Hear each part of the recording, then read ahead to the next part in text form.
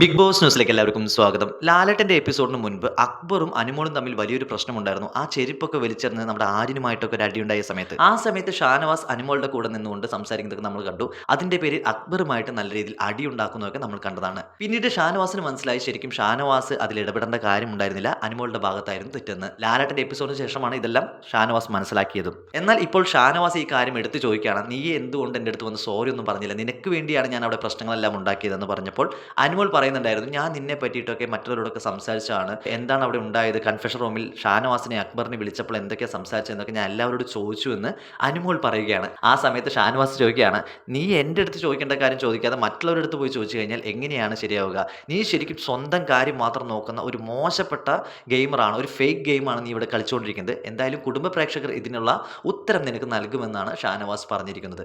അനുമോൾ ശരിക്കും അവിടെ പേടിച്ചിട്ടുണ്ട്. അനുമോളുടെ തെറ്റ് അനുമോൾ എന്നിട്ടും സമ്മതിച്ചിട്ടില്ല എന്നുള്ളതാണ് ഏറ്റവും വലിയ കാര്യം. നമുക്ക് നോക്കാം. കൂടുതൽ അപ്ഡേറ്റുകൾക്ക് നമ്മുടെ ഈ ചാനൽ മറക്കാതെ സബ്സ്ക്രൈബ് ചെയ്യൂ, ലൈക്ക് ചെയ്യൂ.